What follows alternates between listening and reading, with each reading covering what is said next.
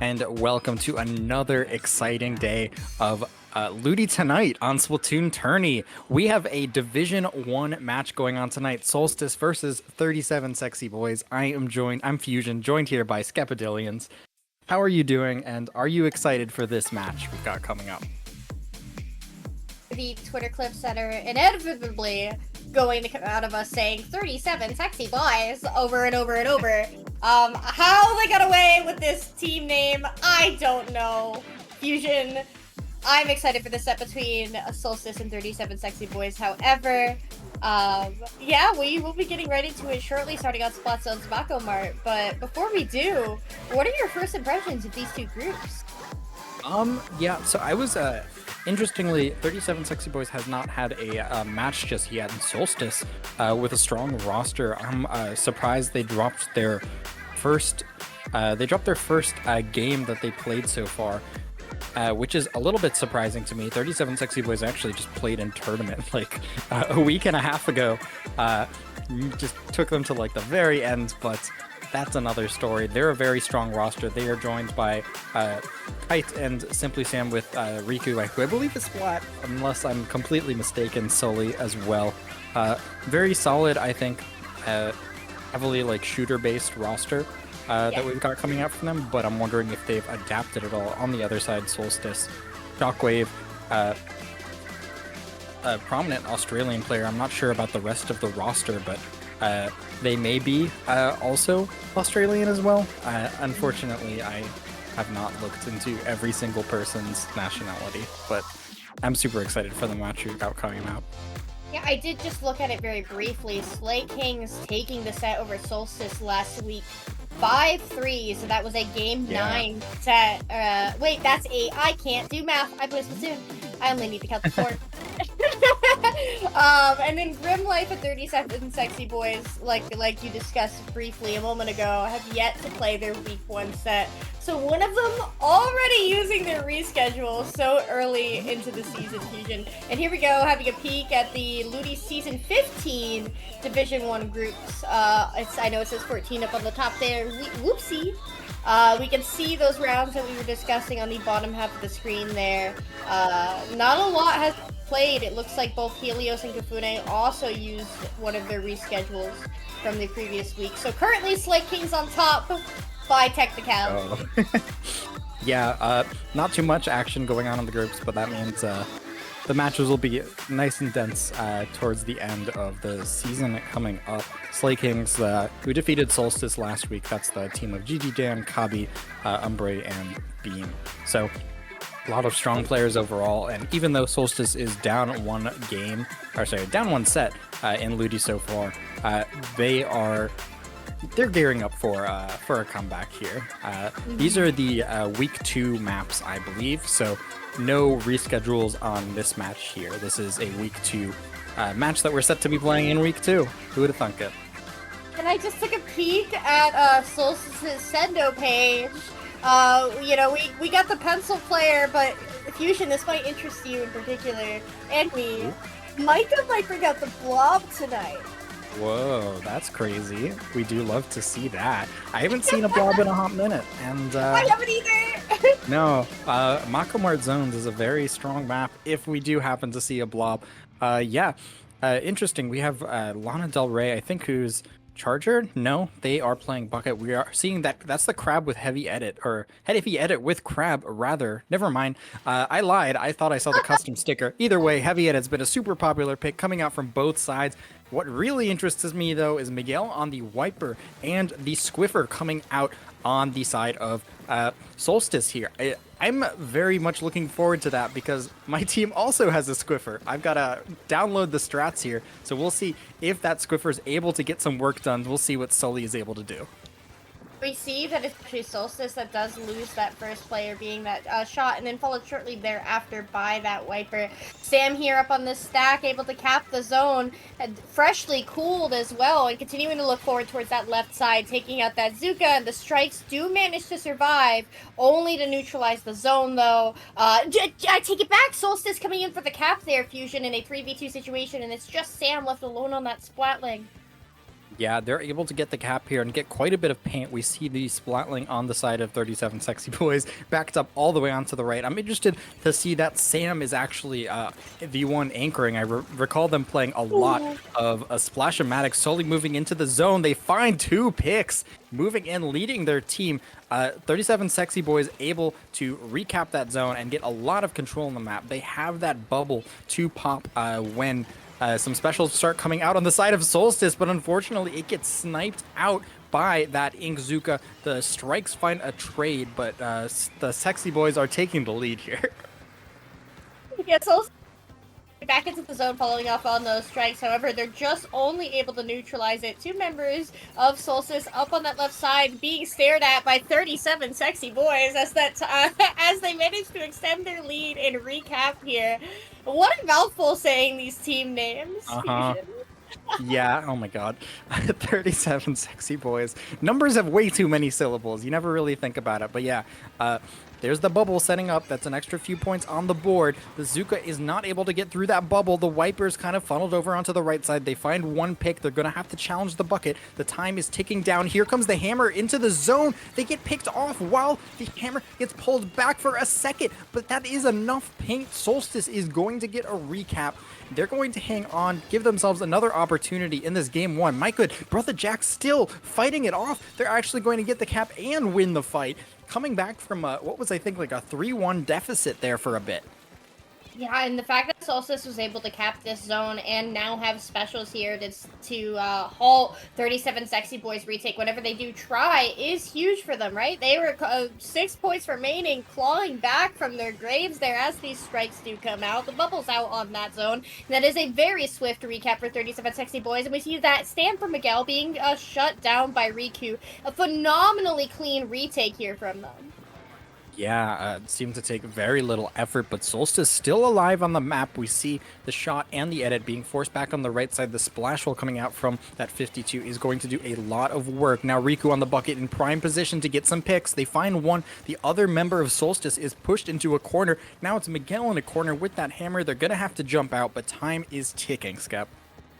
Honestly, when this hammer does get popped, if it does go down, it'll be the 3rd time it loses an engagement here. But yeah, does not even have a chance to be popped as Noah comes around, gets 1, gets 2. The zone is neutral, but there are 2 members of 37 Sexy Boys on the zone, and they managed to cap that without much effort before running at that final player left in Freezer. A very clean game out from the Sexy Boys. Yeah, absolutely. They lost the zone a few times, but their holds were just really strong. We can see we saw a lot of work being done on that right side by the 52, kind of just setting up that wall for the Slosher to kind of just rain down all of the paint here, and of course Sam locking it down on that anchor.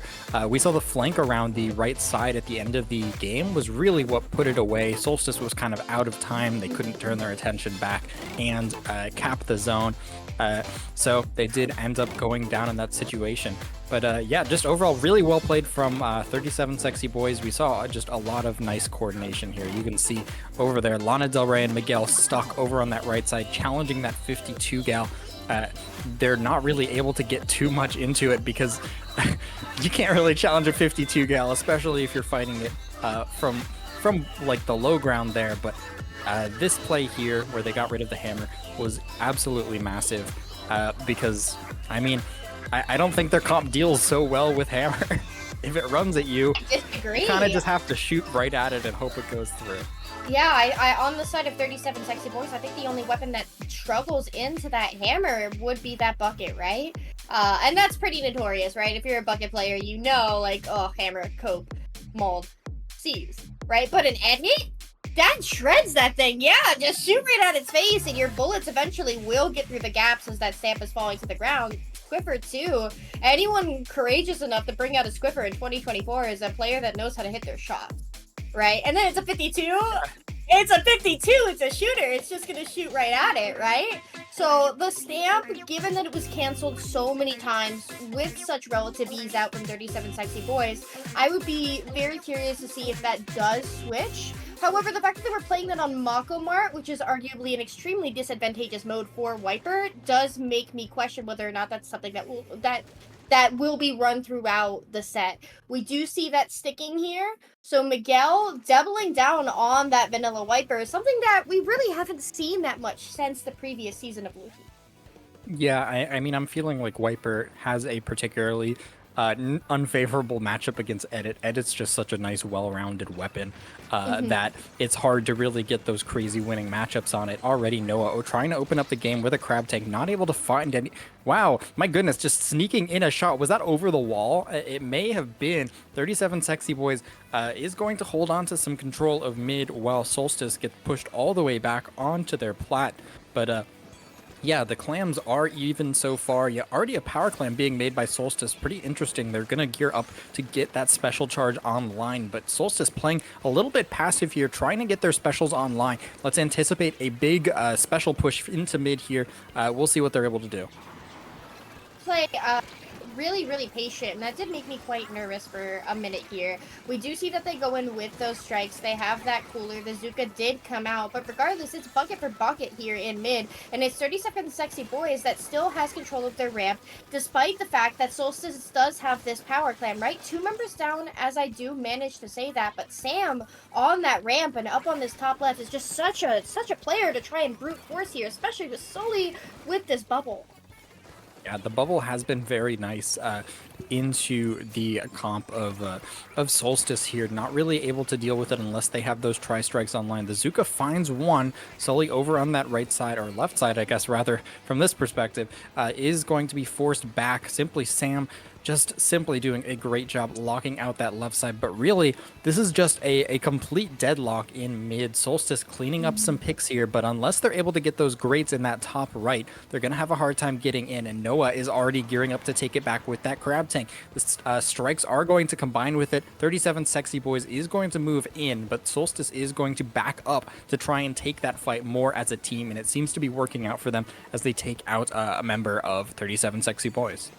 I don't think that Solstice is going to be able to push in while Sam is alive on the side of 37 Sexy Boys. Regardless of whether or not that edit is on their snipe, as you see there, or on top left when Sully is in position up on that ramp, that's just such a difficult weapon to push through. And to me, it really does seem like Solstice is using those specials to try and stabilize control of mid, trying to break back in. I have yet to see them, up until now with these strikes, use those specials to try and initiate a fight. Nothing does come out of that there, though, Fusion. I really like the idea striking behind them to try and get the edit to move forward into you, but if you're not careful, those bullets will all come directly into you and make contact and take you out on the spot. 37 Sexy Boys gearing up for that quick counter push, and that's going to pop off. There's a bubble under the basket. This could mean big points coming in for the boys here. The Hammer's going to find one pick. The jumps are coming in. This is a sizable push for 37 Sexy Boys, but more importantly, a full wipeout onto Solstice. The push is going to continue as Sam gets a few more clams that trickle into the basket. Solstice hanging on, but this is a massive push coming out for 37 Sexy Boys.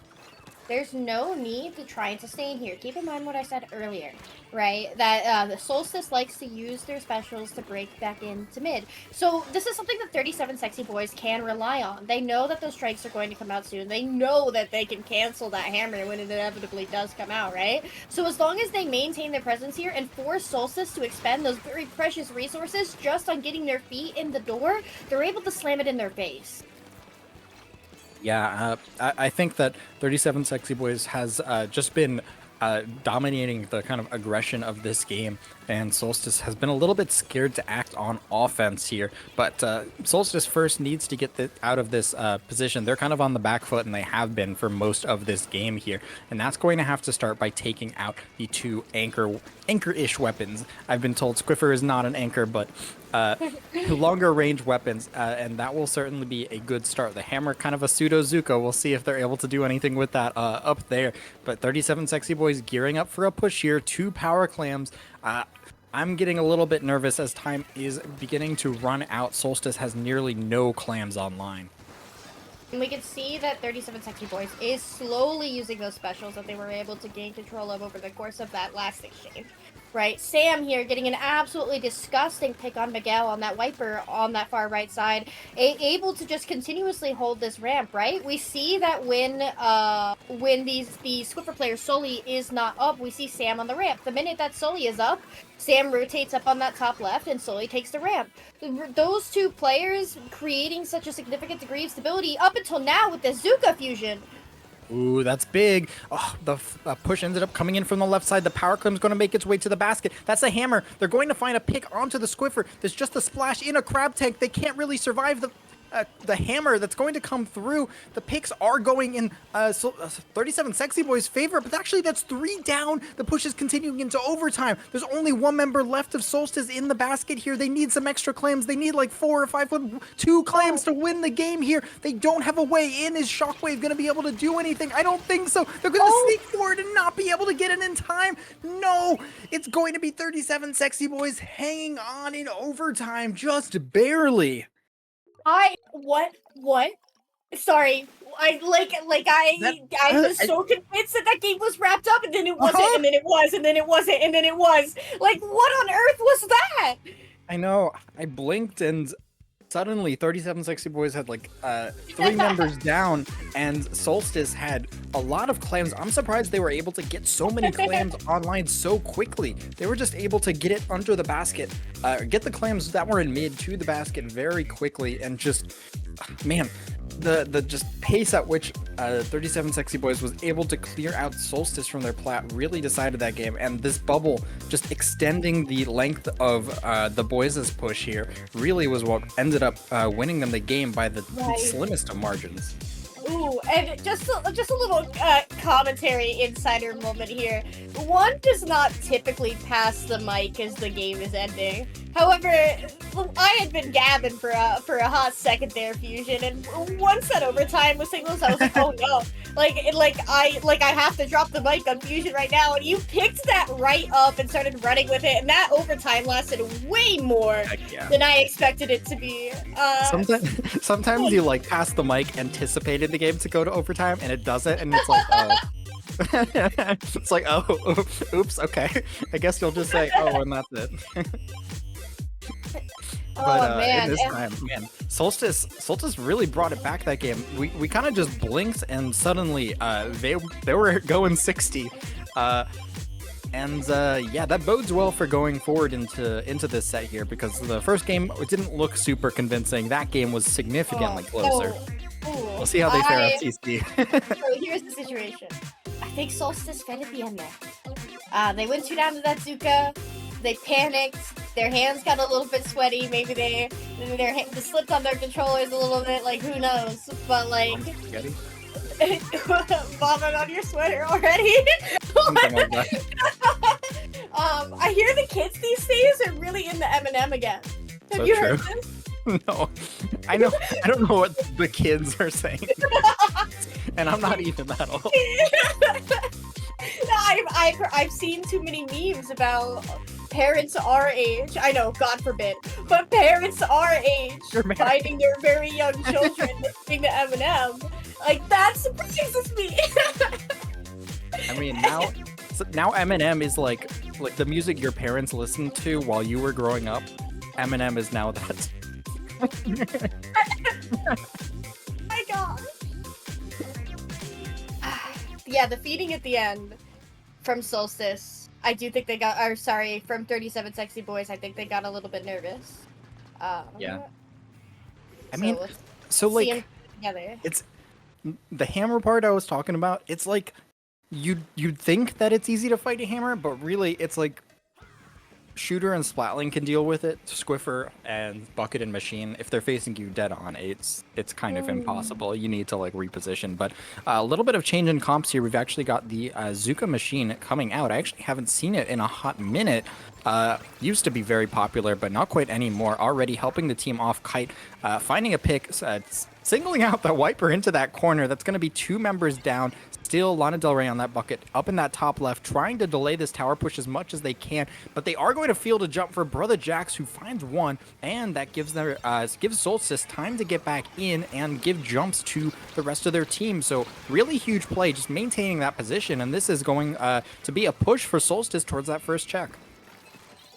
Right, and I'm a little hung up over the machine, but then I remembered, like, you got to keep in mind that there's that bucket and like able to play underneath the 2 sides of mid, right? And be able to anticipate where the opponent is going to be, where those sight lines are broken up if you're planning to drop into your opponent's court. I do think that machine will come in clutch here. And we do see Solstice breaking that first check, but however, 2 members down after they do so. This is just trade for trade here in mid Fusion. Yeah, 37 Sexy Boys slowly but surely cleaning out all of the blue paint in mid. They're maintaining quite a bit of control here.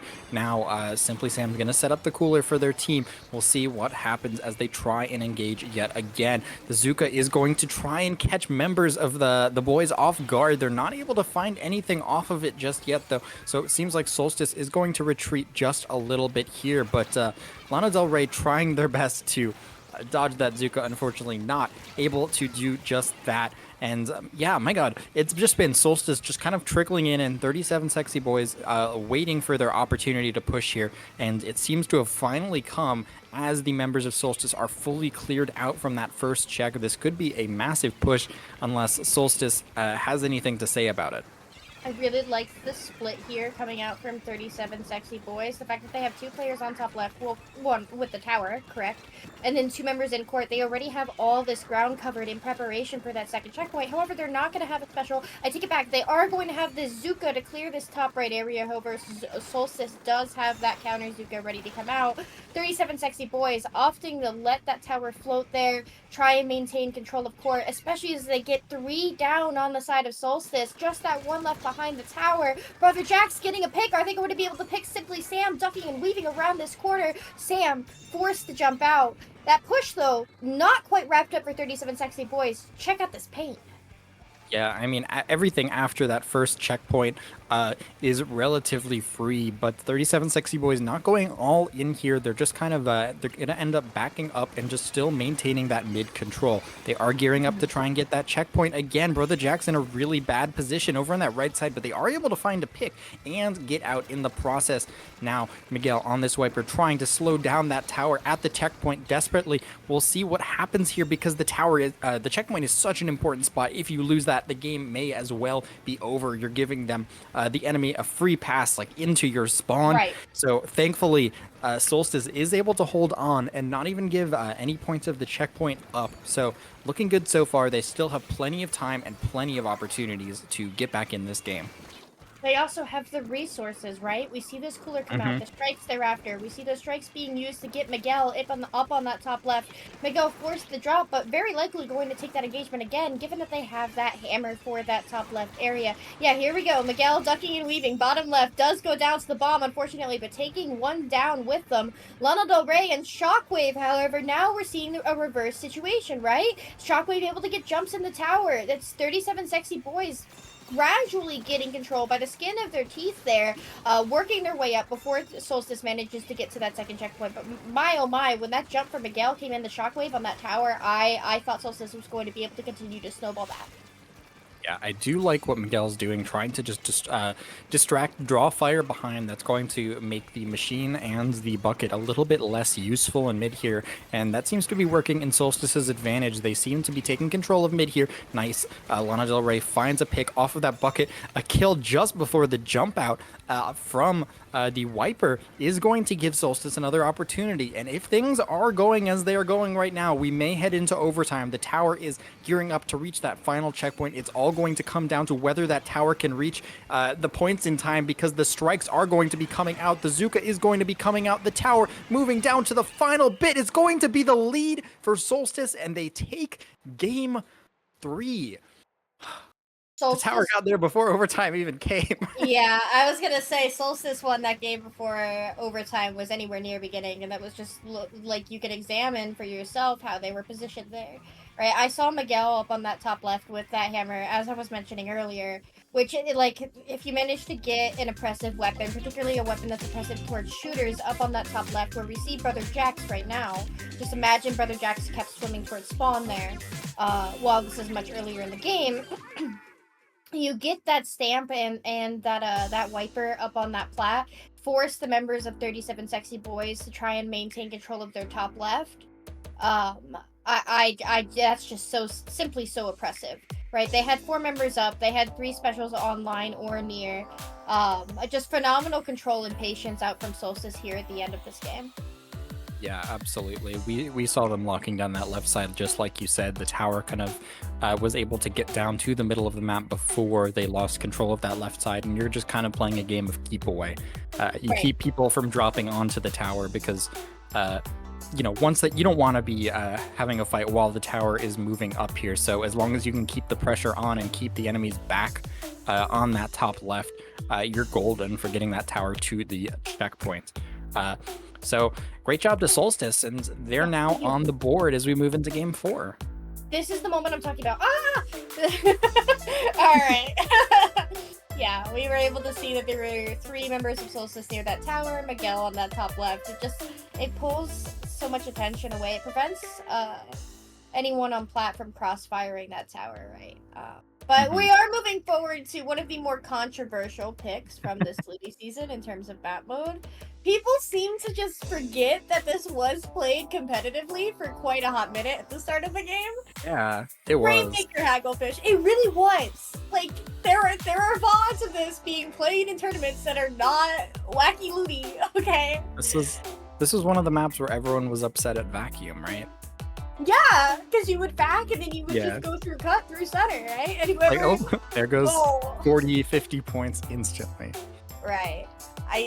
It's definitely, it's not that bad. Like, let's look in the mirror, really examine our map mode opinions, right? I know I can't really talk on this particular issue as a Rainmaker Moray fan, but really, it's not that bad, right? How do you feel? I'm like, I feel like it's like at the tier of Rainmaker maps where I'm like, I'm okay playing them. I don't want to play it in tournament, but I'm not going to die if I play it. So it's something that'll eat, but I won't enjoy it. You know, it's that kind of meal. We're seeing mostly the same stuff coming out. That double Zuka still from 37 Sexy Boys here. We'll see if that pays off because honestly, this is a big map for something like Bubble too. So I'm surprised we don't see something like the Squiffer coming out. Bubbling that check can give you that jump, but that's not going to be a factor in this game. Just the battle of the heavy edits yet again. Look at the beautiful way that those strikes were layered. That brings back memories, don't it? Oh boy. Yeah, we do see 37 Sexy Boys being the first team to touch that Rainmaker. However, they do back a little bit, looking towards that left side as the Zuka comes out. We can see the members of Solstice all relatively grouped up except for Riku on that bottom left side, trying to rush the Rainmaker, but going to get caught out by Miguel in a sword v sword battle. 37 Sexy Boys in control of the Rainmaker as that Zuka expires and they barrel towards this first checkpoint fusion, but Kite there on that machine just being so obnoxious as Shockwave finally managed to dunk that Rainmaker with only the shot left standing. Yeah, very interesting. They like super telegraphed that they were going up that left side. They were able to clear the ledge though and move the Rainmaker all the way to 35. Very nice push. That's going to be a little bit past the jump onto enemy plot if you do go through mid here. We'll see what 37 Sexy Boys is thinking about for that Rainmaker push, because while mid can give you those quick points, left is often a really nice way to kind of change your mind, get that first checkpoint out of the way, and maybe get a few points in tow. Riku trying to flank through that left side, but the Rainmaker is going to get sniped out behind them. That's going to be, they're going to get taken out as well. The Rainmaker still sitting at that checkpoint. Nobody able to grab it. Shockwave nicely moving in to get the nice cleanup pick, and really Solstice with a nice defense. They are not going to lose this checkpoint here, and the Rainmaker is going to reset to mid. So Solstice, after a successful defense, has 2 more specials in the bank if they want to, if they need to defend it again. I dare correct you, Fusion. That was Shockwave with the defense. I don't know if we could tell, but that was the edit getting the pick on the Rainmaker, followed by the stamp, then followed by the shooter player that was underneath that tarp. So really good edit play there coming out from Shockwave. We can see that 37 Sexy Boys does manage to pick up that Rainmaker once again. They're trying to go for it, but Sam here going to be having the duck and weave under tarp, forced to drop, but so much enemy paint. Oh my gosh, I actually thought that they were going to get away with dunking that there, Fusion. Oh man, almost. Unfortunately, they had their back right to the enemy team and got taken out just barely. Riku seems to be the last member of the boys alive at this point. They're gonna run for, yeah, he's gonna run for his life, get out just barely. But really, the boys have been maintaining a lot of control in mid this entire time, despite kind of failing to push that check 3 times, or 2 times rather. This is the 3rd time. They're still maintaining all of the control in mid, and they're going to end up grabbing that Rainmaker yet again. And I feel like that's kind of what you have to do on this map. When you're on defense, you just need to play so cautious, because the moment you let your guard down, the Zuka picks members and you get the checkpoint. But no, Shockwave, yet again, just a watchful eye over the check, takes out yet another attempt. Unless my eyes deceive me, there's actually a member of Solstice behind the members of 37 Sexy Boys here. Nope, my eyes do deceive me. We see Riku grab the fish, opt to not brute force that that center checkpoint, hook left, and still be there. And we look, the members of Solstice are all up on that left side as these strikes come out. Riku comes in with the Sam, gets one, gets two. Are they going to be able to get the third? Brother Jack ducking and weaving, trying to get that Rainmaker. Sam pulling the lead there, barreling for that checkpoint. 1 point remaining. Oh my gosh, what a absolutely clutch play with Riku from that hammer. Are they done? It looks like they're gonna grab it again. Oh my goodness, they had a lot of popping power. They were able to get the Rainmaker yet again. Kite finding another pick. They're gonna end up, she's gonna end up trading out there. Sam is still stuck in that corner.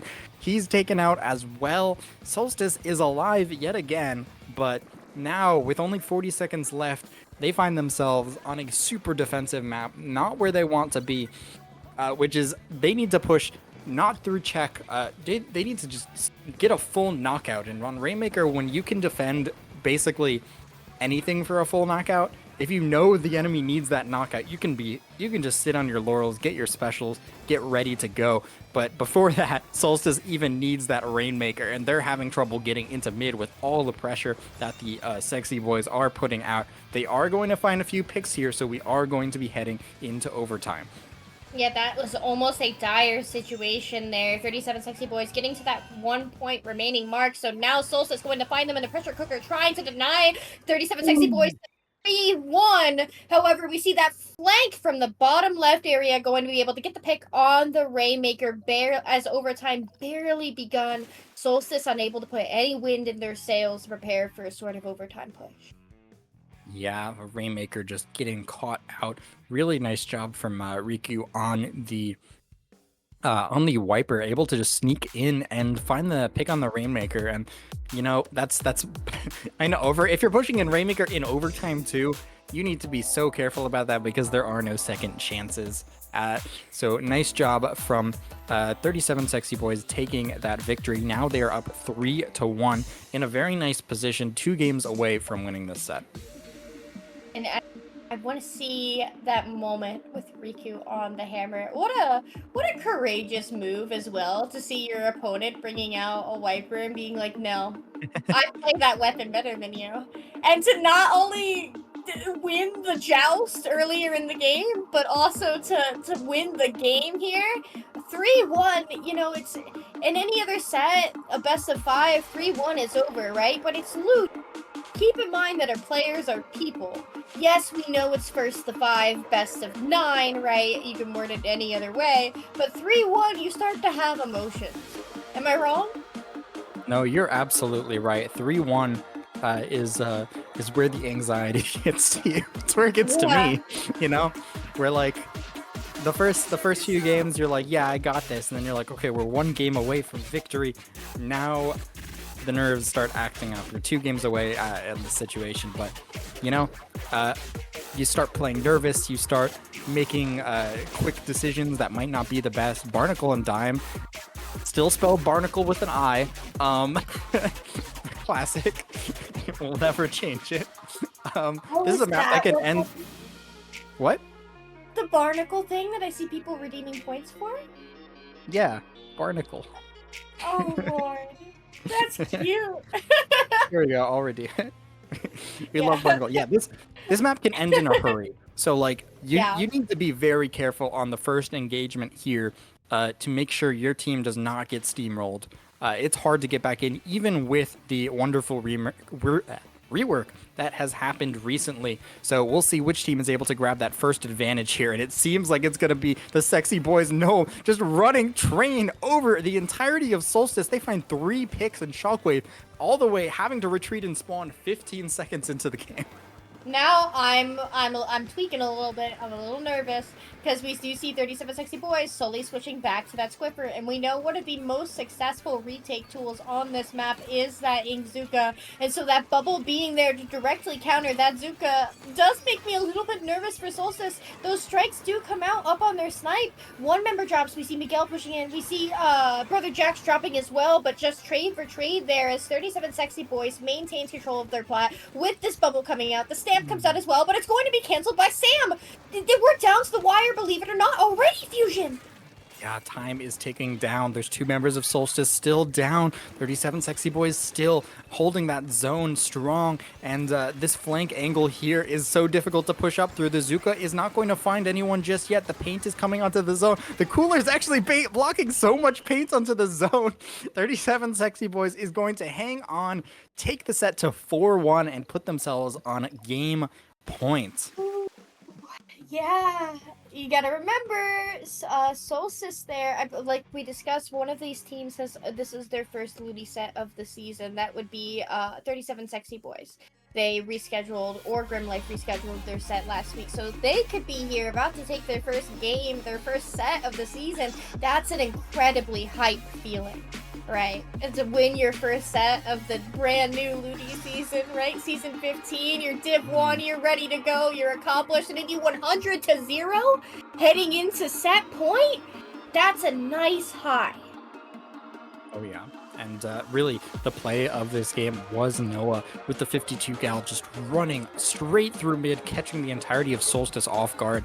52s are so notorious for just getting up in your face, dropping a wall, and forcing you to back up. If you don't know where the 52 gal is, you're going to know in a fraction of a second.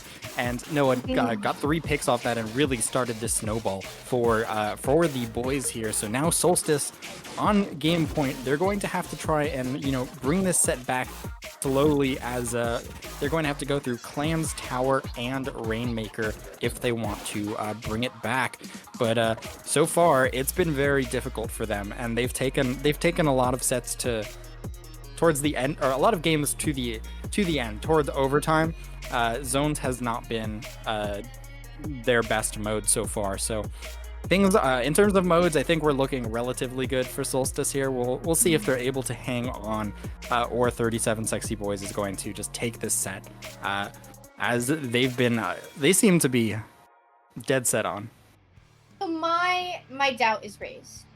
Right. We did see Noah, you mentioned that very beautiful opening Gambit 52 play onto a map mode such as Barnacle and Dime zones. That does tend to snowball extremely aggressively. You know what's another map that snowballs extremely aggressively? Umami. And so we're coming back here. We're back out with that 52. I believe they are running opening Gambit again. And Noah going in once again, getting that 1 pick. Now there are 2 members underneath that basket on behalf of Solstice as they are forming their first power clam, already starting off that back foot. Yeah, interestingly, it's actually, Solstice still locked back into their spawn. They're gearing up for a push, getting some specials online. The Zuka finds a pick onto the bucket. They're not able to find the backline, though. So Solstice is going to slowly move back into mid. They're not going to end up coming out on top of this fight, though. 37 Sexy Boys winning that fight into mid. You see Sam on the left side with the edit is going to force a member back. Sully on top is going to try and locate that last member. Riku just forcing the members of Solstice all the way back. Solstice still locked into spawn. So many clams online, Skep. 37 Sexy Boys has ample opportunity. They have specials coming in soon for a big push. You can see Sam going for that cheeky block in order to get try and attempt to take control of the opponent's dome, but does get the dunk and nothing else. Sully's still alive, knowing that they can take their time here, right? They have this bubble. That bubble does come out, but the edit's funny shot velocity does peek through that bubble as it is dunked. To another power clam dunks, but a lot of smoke. That fire is going to dwindle down now, and because they clean up that push, Solstice is finally, for the first time since this game has started, able to get some sort of semblance of a presence in mid. Yeah, and they seem to be cleaning things up relatively well. They get the member who is gearing up to get top mid here. Miguel unable to really challenge the 52 gal and the edit on that right side. Solstice really needs to gear up to take them out, and they're able to do just that. The Zuka comes out. One member's hiding by the dome. The first power claim is going to make its way to the basket. The hammer is going to find the pick onto the bucket. That's 2 members down. A 3rd member down. It's just the 52 by the basket. The clams are coming in. There's a pity clam on the way. That's going to be jumped to the basket, and that is going to be lead for Solstice. A massive push coming out for them. Now, the basket is going to be closing here. We'll see if Solstice is able to get any extra clams in. In the meantime, it seems like they're going to have to back up here as they're running out of steam. But yeah, in the process, 3 members ended up getting taken out from Solstice, but they're still going to maintain some paint in mid, but it's not going to be as dominant to control as they had moments before. You know, but here's the thing, they didn't wipe, right? On this map mode that's so basket to basket, whoever maintains control of top mid, if as long as your push ends and you still have some sort of presence, it does work out better for you. But and we see that 37 Sexy Boys, they lose solely on that Squibber that had bubble. We see the members of 37 Sexy Boys up on that right zone. They're all grouped together. Solstice only has to look in one general direction in order to be able to keep them out here, even as these strikes come out.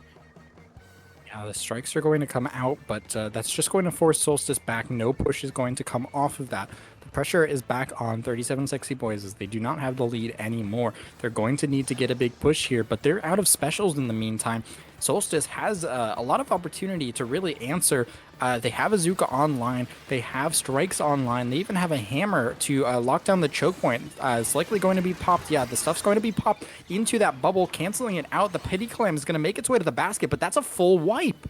There going to be some cooler respawns. Actually, just one cooler respawn from the Squiffer here. So Solstice all the way moving onto the all the way to Sexy Boys spawn here. The Zuka's going to come out. It's going to be a rapid counter push coming out. The Power Clam is going to make its way to the basket. That's the bucket up on the dome. They're going to find a few more clams. Not enough to break the penalty, but they're still holding on to control. The Pity is going to make its way to the basket. It does have enough time to make it. Score is down to all the way 13, and Solstice has a significant lead and a little bit of a wiggle room here as they gear up for likely their final defense of the game. Just 45 seconds left. 37 Sexy Boys has a lot of clams online, but they also have a pretty significant deficit.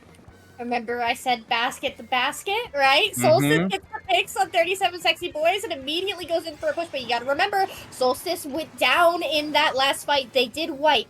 Honestly, in my opinion, the thing that they should be relying on most right now is those strikes. They have that curling bomb out for Simply Sam. We know that Sully has that bubble. Here comes that bubble, but there's no strikes in order to shut this down. 37 Sexy Boys getting those 2 power clams in, and then they get the lead. We'll only need 2 more clams in order to come in for the KO, and we see Noah underneath that basket. Those clams do spawn on that dome. Had another member of 37 Sexy Boys still been alive there, that game could have been over. Solstice now has 1 more shot here as we head into overtime fusion in order to prevent a 5-1 sweep. Yes, we do. They have time. They don't need to rush it. The hammer isn't going to find a pick. Shockwave is stuck in enemy ink. There's not going to be anywhere for this last member to move. Lana Del Rey is taken out. 37 Sexy Boys is going to shut down the push in overtime, and they're going to win this game, taking the set 5-1 with a victory over Solstice in their first match of this Ludi season. Let's be clear. That game could have easily gone the other way, right? Let me be clear.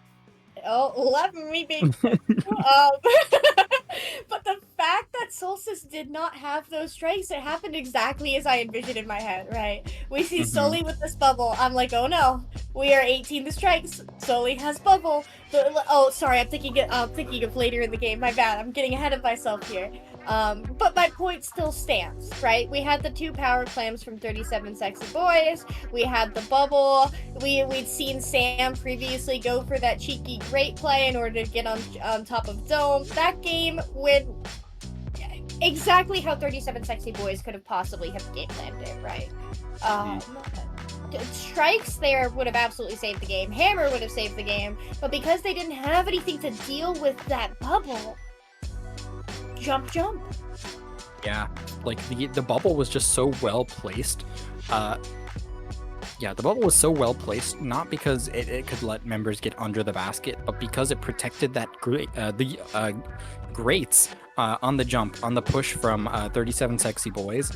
They bubbled so that it covered the jump from that block to the grates, so that the 2 power clams could make it over to the dome where Lana Del Rey is right now and score. And that's what gave 37 Sexy Boys back that lead.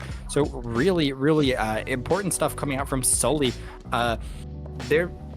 It's just a really good bubble placement, and I'm surprised we don't see more bubble in the current meta. I feel like it can be pretty solid. But Squiffer is almost like not the weapon we like see it on most of the time, but making great use of it there. Here we Yeah, you go. can see this is the push right there. That allows Sam and Sully to get their clams in, and it protects Riku, who's moving forward with those clams. Right, just absolutely beautiful play in order to say, go with me, right? Like, I'm going to pop bubble here. To take that jump, like, taking a jump from that block to those grades is a dangerous thing to do, right? The average player is not going to get away with that. They are going to get shot by an edit. They are going to get shot by something as they try and cross that, right? But the fact that they did it together, they had that special online, they both had the power clams, just a chef's kiss kind of a push right there. Yeah, absolutely. Really good set, but 5-1 doesn't quite do it justice with how close some of the ending of games. We had like 4 different overtime pushes, I think. Yeah, or basically overtime pushes. So, really great stuff to 37 Sexy Boys and Solstice. Solstice, unfortunately, is going to go down to 0-2, but they do have a lot of opportunities to continue getting wins this season. 37 Sexy Boys off to a good start now. What was that the quiet group in Division 1 getting a little bit noisier. We've got 37 Sexy Boys who still has to face Slay Kings, Helios, Kafune, and Grim Life. I'm not sure who's going to come out on top of that group down there, but 37 Sexy Boys definitely looked very strong. Now, 37 Sexy Boys have said taking their first set of the season, right? But my money for this group is actually on Kafu. There's your hot tip. Ooh. Yeah. And like they're quiet down there, right? Them upper level players, not scheduling their Ludi sets. It's kind of a common tale. It's the team with P leader. Yeah, I think they're gonna take that group. That's just my opinion, however, don't at me. But regardless, 37 Sexy Boys taking the set that's right in front of us, in a rather sexy cookie. Yeah, really great ending of the set there. Do we have more matches going on tonight? We do, actually. Shortly after we get off, 7 minutes, the next set is expected to start, and that will be a Division 9 set between Fish and Time to Win. Your casters will be Neptune and JK 8860. I don't know what they go by, but that is their cat. Well, I hope everyone stays tuned for that set coming up in just 7 minutes. Going to be another fun one. It's been a pleasure casting with you, and Ludi is always so fun to watch. The matches are just that much more exciting. They have a lot more kind of riding on it than your everyday like weekly. So stay tuned for more Ludi tonight, tomorrow, the next day, and the day after that. I love the Ludi season. There's nothing else quite like it, where you get to have prep work. You know your map modes ahead of time, set by set, right? You get to study the opposing team, stalk their streams a little bit, see what comps they're gonna be running. And like, you get to lab game plan with your team. To me, hot take. I know Ludi is a very stressful event for a lot of players, but it's my favorite tournament. And at the end of the day, it's just another tournament that you happen to get a cute, quirky, funny number at the end of your team tag. Your div is your worth as a person. No, it's not. Just in case that wasn't clear. Oh man. Well, Fusion, lovely to see you again. It is lovely to see you and commentate with you. It's been a while for us, hasn't it? It has. It's been a hot minute. It's a bit too long. Well, we'll see each other throughout the season, I have no doubt. Yeah. But where's the thing? Yeah, you can find me at @Fusion_. Where can they find you, Skep? You can find me at Skepadillions, just about everywhere. Awesome. All right. Stay tuned for another exciting Ludi match coming up in just a few minutes. Stay fresh.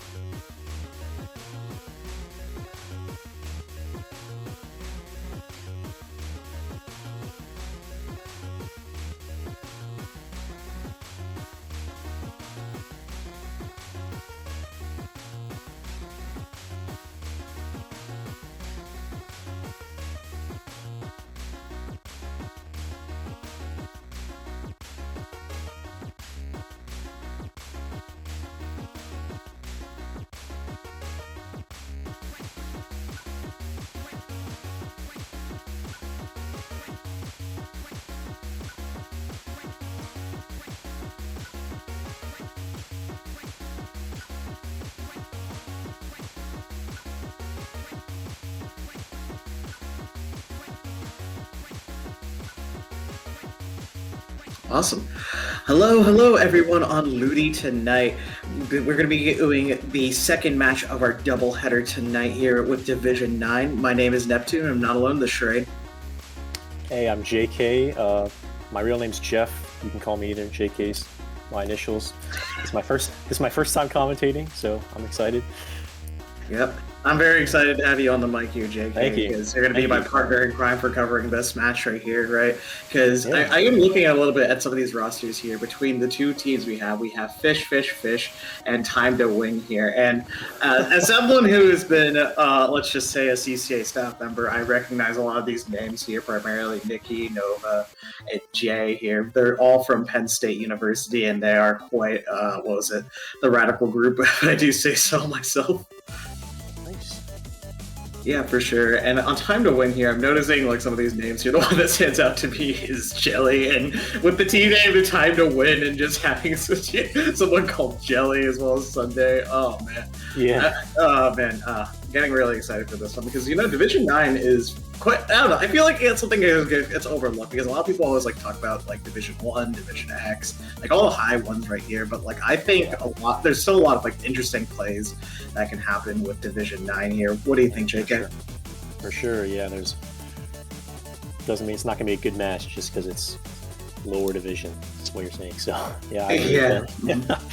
Yeah, there's tons of like just variety, a lot of more wacky comps, and like I know like how do I say it? PSU, or I guess Fish in this case, right, are normally like a little bit against playing cooler weapons. So I would really like to see, like, given how cooler is so meta, like right now, like how this comp's going to play out here. I know some of their weapons and how they're going to be able to play around with that, but what are you expecting to see here, JK? I have no idea. I hope it goes 9 games, obviously, but yeah. I think we're all expected to go 9 games here, but we all hope it does. Yeah. Yeah, but we have to take it one step at a time here. We are going to be going to Zones Makomar here. It is a very classic Splatoon map mode here. A lot of different weapons get excel here, right? AoEs, ink brushes, shooters, a lot of different stuff here. But like, I don't know. I guess like I'm just eagerly anticipating, waiting for what these teams are going to be able to be bringing over here. But is there any expectations that you have here, JK? I don't have anything to add to that. So, yeah. Oh my goodness, yeah. I'm just sitting in my seat, man. I'm getting ready to just get right into it. I think the teams are ready up here, yeah. I do know a little bit more about Fish's roster. Like you talk about, I think Jay recently was playing Ink Brush quite a bit as well, but they're mostly like known as the ultimate flex for their team. I think I've seen him play Wiper at one point. I think I see him play shooters. I know Nova's primarily a Octoshot player as well. Okay. And I know Nikki absolutely loves their 96s. Right? They love Kraken. It's their favorite special of all time. I recently posted a video of that, just literally 1 year of using Kraken, and they've just made a giant compilation of that. That's a lot of dedication right there, JK. But hey, you know what? I'm curious to see how those opens are going to work together on a comp here, because normally they're backed by like some other players that aren't normally here for their collegiate team, but like they're very strong players individually, and I'm curious to see how they're going to be able to go here. Yeah. I agree. Yeah, definitely. And just like a lot of different situations here, we're going to be getting into the game as well. And like Makomar is like, as I said before, it's like very classic map mode, right? I think it's probably because of just like the stack interactions, going from the left to the right, as well as just like a lot of different weapons excelling here. So I'm curious to see like how well are they going to be able to maintain the control of the stacks, as well as use those specials to interact with their opponents here. So yeah, I am curious with the team name like Time to Win as well. Do you think they're going to win in the first game here? Do I think they're going to win, as they said? Yeah, do you think they're going to win the first game? Because, it's literally on their watch right here. Time to Win, right? That is literally their name here. But hey. I mean, I like the positivity, but does that mean they're going to go 5-0? I don't know. I don't know. Wait, is that a big swig there? That is a big swig express on Fish's side there as well. So, okay, you know what? A lot of the comps are setting out here. We got 3 shooters on Time to Win here. So already, and there's already a pick on that stamper there, JK. Okay, I saw that, yep. Already a killer whale out, too. That was very fast. Okay. Fish. Quick control of the zone. Yeah, they get So a lot. already pushing up a little bit. Sorry, go ahead.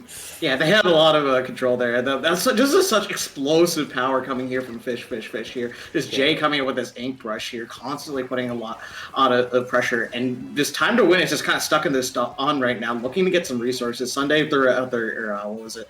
Their rain here, as well as like slowly trying to push back. Yeah, and already gets 2 down here, JK. Okay, yeah, they are 2 down. Time to Win's pushing up a little bit. There are 2 ink storms right now from Fish. Oh, right. At the moment. Yeah. There is, there are 2 ink storms with the both the big swing as well as the Explo as well. Okay. No, wait, no. Time to Win just got zone, so Yeah. at 44 with 348 remaining. Okay. Yeah, definitely. A lot is going on here just between these 2 teams right now. Already zones being contested between here, and just right now, just a skirmish from He got a pick there. Nice pick. Mm-hmm. Jay's looking for a sneak attack here, it looks like. But Time to Win has a zone right now, looking to come back. They're looking up, trying to push up a little bit, but there's that ink brush. Oh, he's down. Yeah, that was a really unfortunate trade there. The last thing you want to do is the last thing you want to do is go down in a situation where the lead is going to be swapped here, unfortunately, into the time lead to swap. Yep. I think we're going to see a lot of that double ink storm from Fish. That's the second time already we saw that. Yeah, they are definitely corking that. Yeah. Time to Win is 17 and counting. Jelly is being very aggressive. That Stamper. Oh, they're looking for a knockout right here. Oh, they stop. Oh, the 3 go down and the wipeout happens. Okay, Time to Win lives up to their team. Yeah, that's nice. Game. They live it up to their team name right there. Time to Win, going up 1-0, starting off pretty strong here and convincingly for this whole Ludi set here. But remember, JK, it is a best of 9, so we're going to be here. Yeah, so we're going to be in here for the long haul. While Game 1 does send a message, it's not the complete storyline. Yeah, and honestly, after probably a minute of that, I thought it was going to be maybe not a blowout, but I definitely thought it was going to go Fish's way. But Time to Win made the comeback, which was nice. Yeah, for sure. They did make that really good comeback here. I felt like Fish had that really good opening, as we saw on this replay real quick right now. You notice how everyone just moved up with the ink storm as well and just took all that space. Look at all the orange paint that's coming up here. Yeah, exactly. That's what I thought. Yeah, exactly. And just combining that and like looking with the retrospect and the hindsight of Time to Win's perspective right here, capping that zone, taking a penalty here, getting all these picks right now, just completely locking out Fish from doing anything else there. It was, I think, a clean knockout from nearly 100-0 there, and that just yeah. Except 98-0. They did get to 98 in the first 2 seconds, but basically a clean knockout. Yeah, basically a clean knockout, as you said right there. Yeah, exactly. So, but just as you see, just the control of the zone right here, as well as the longer range weapons that Jet Squelcher, as well as the Stamper, is able to put quite a lot of pressure, scaring off a lot of the members that are about that jump out right there. I saw the Stamper. Yeah, for sure. Mm-hmm. Crab Leg Capital Clam Blitz. Mm-hmm. Have you played on this map mode before? Or because I know you mentioned. I probably have. What were you about to say? I mentioned what?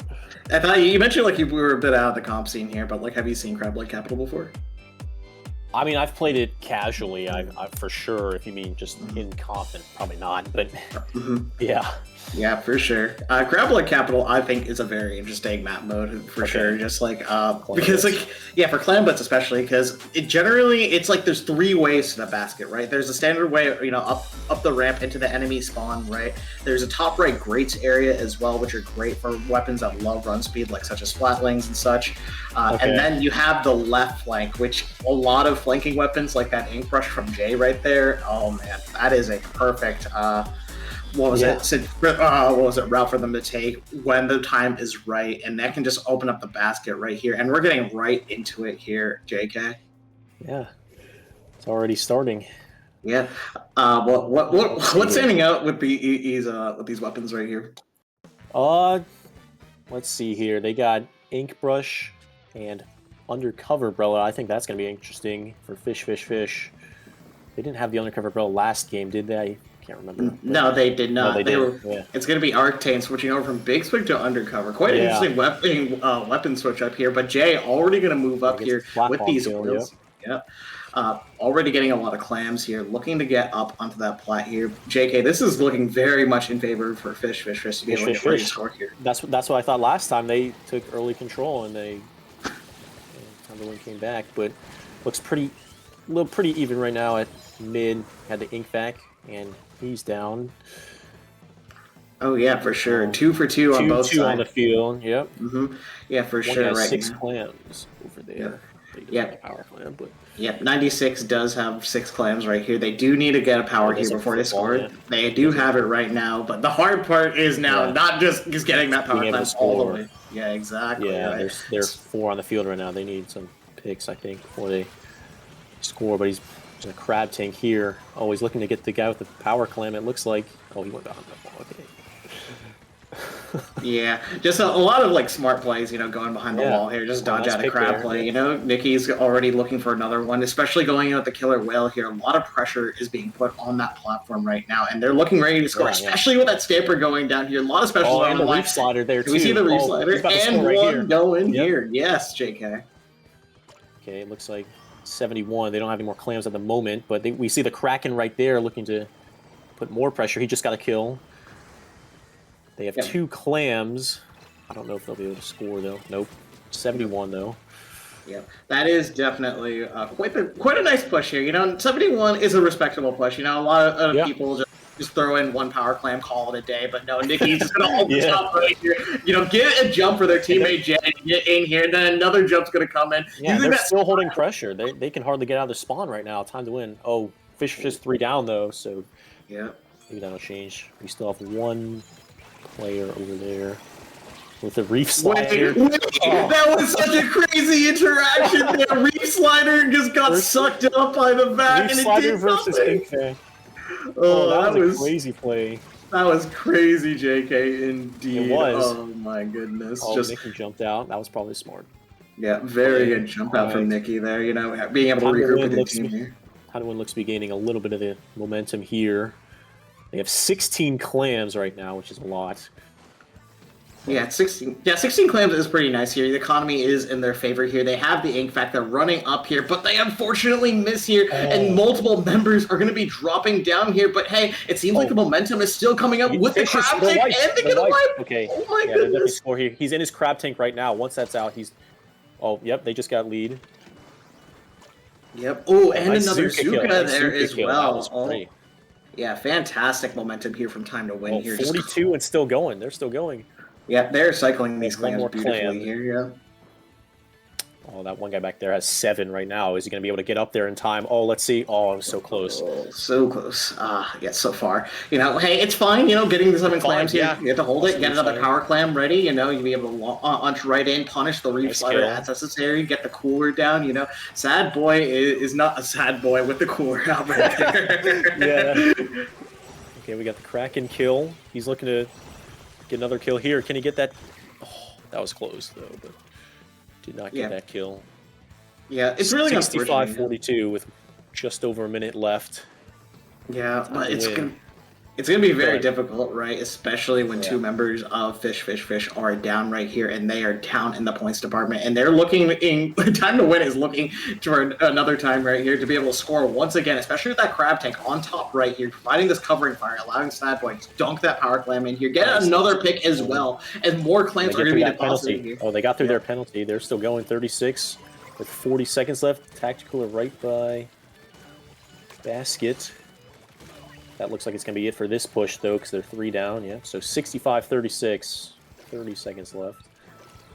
Yeah, for sure. 30 seconds left here. It's a lot. It's not a lot of time here to work with. Nicky's going to pop this Kraken along with the whale here to be able to try and move up here. But no, it's just going to be a little bit too difficult here. Sad Boy's going to be able to come up here, but get traded out by Jay already here. Kevin is holding on to this power clam here. They need to go now.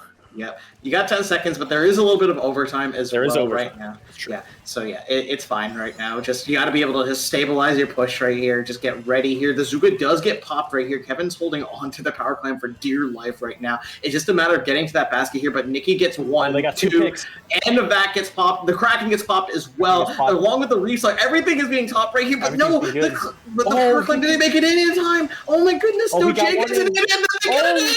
Oh my goodness! Fantastic play there from Fish, chopping not 1, not 2, but 3 specials in the last second. Yep. Yeah, 3 specials right at the end there, just to be able to sneak in that win right there. They had the 2 power cleanse. They knew that was their win condition right there. It's just a matter of the timing right there. It was a little bit tight right there, but they do manage to do it and even up the score up to 1-1 here, JK. Oh, that was crazy. That was a great ending. I didn't think they'd be able to do it, to be honest with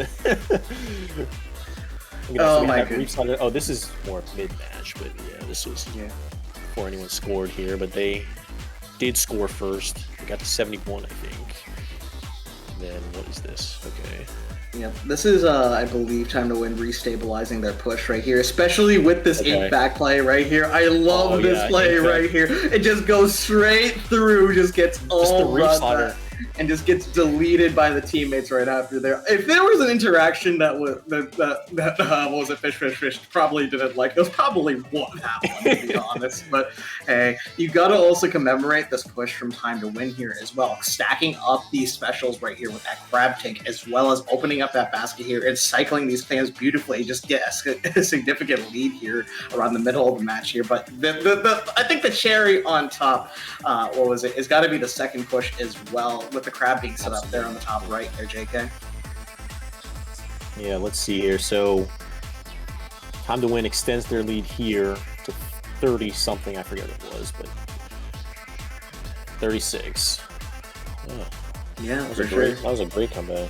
Yeah, both these teams are really even, right? And there's a lot of back and forth happening, because I feel like the advantage states that these teams are getting are just not, as significant as it might seem, because I see like sometimes 2 members or 3 members go down, but then like someone pops a special or like has some interaction like that Impact Reef Slider that would be able to like theoretically change it, but like no, they just immediately just go right through it and just literally it's just back to even, back to square one again. Both these teams are so close here, and this is what I like to see here, JK. Just a nice, juicy, close set here on Rudy tonight. nice, juicy, close game. Who doesn't like this, right? Oh yeah, I love those. Yeah, I absolutely love those so much, man. But hey, it looks like we're going to be immediately getting back into this one. This might be just Foreman and Army from both sides right here. I don't see any subs, even though the rosters are pretty large and in charge here. But hey, ship-shape tower control is going to be coming out here. And the one thing I'm noticing here, JK, is the rapid blaster from Fish's side. The new rapid blaster with Inkjet. Yeah, for sure. That Inkjet is certainly a really good special, especially for just getting up on these top left or top right sides here. What was it? Already one member of Time to Win, I believe, went down there as well. And Fish is not good up. Yeah, they're not putting up any breaks here and just constantly pushing here, JK. Yeah, so it looks like the Killer Whale, the early Killer Whale seems to be a strat, because I've seen that from that team. I can't remember which one that was, but I've seen that all 3 games now so far, and it seems to work. Oh, nice. Beautiful Zipcaster getting 2 from Jelly. Oh my goodness there, JK. That was beautiful. That was crazy. They've got the tower now. Okay, so Time to Win is orange. Okay, yeah, they did update it. Got a cooler on the tower, but there's that Killer Whale. 2 Killer Whales, it looks like, right on the tower. Look to get one of them. 67, they're still going here. They do have an Inkjet on the tower. They did get past the first checkpoint there, but they're 3 down now, so looks like 60 is going to be it. Yeah, for sure. Now, Time to Win. Yep. 60 is not a bad push here. You clear the first checkpoint. It's not bad for the first first 20 seconds, or minute and 20 seconds, excuse me. But yes, definitely right here. But it's going to be Fish's time to shine right here, especially getting these picks, getting that passive special charge from the tower right here. Specials are online. The ink back is online here. People are getting really close right now and getting ready to steamroll on this tower, because if there is anything I've learned from watching this map mode, it's just typically whoever's able to get control of that tower and just ride it through that middle core area right there is going to be able to snowball the map in their momentum here. And that's exactly what Kevin's doing, just staying on this tower he's here. trying to do right now, yeah. The vac does get tower. Yeah. Ooh. They took lead, yeah. Yeah. Lead is nice here, but 49 is not as safely, especially with 3 man's back on the board here. Nikki's going to try everything in their power to try and hold on to that side here, but constantly being rushed here. Saved by the whales really quickly there. That was such good team special usage right there. But right now, it's just going to be back to neutral right here. Both these teams are going to feel each other out, try and get control of that tower right real quick. Sunday is putting quite a lot of pressure, and both the members of Fish have to respect that range. Unfortunately, Nikki goes down here, JK. Yes. 2-2 on the field now. Time to Win is trying to push up a little bit, but I think they're going to stop pretty close because there's 2 other guys right there. Yep. 60. They have close game. Zipcaster right there. Go ahead. Yeah, the Zipcaster is going to be able to find one right there. You know, Jelly consistently getting these Zipcaster kills. You know, a lot of people struggle getting Zipcaster kills, but this is just a walk in the park here for Jelly. Constantly just zipping around like Spider-Man. They're looking to get lead here. Oh, the lead swap right there. And it looks like that's going to be it. A 1-point difference. Yep. 1:51 to go. Yeah, for sure. Fish is going to retaliate with a push of their own, you know, clicking the killer whale here. Jay is going to try and run behind them with the Ink Brush. Get one, looking for the other pick right here, while the other teammates are dealing with tower here, bumping them with the Ink Brush. I don't think that's what Jay was looking there, but they do manage to get the pick here. They're almost they're almost to another whale as well, and they're going to be riding this tower here. The lead's going to swap here, JK. It swaps again, yeah. They're 36 still going.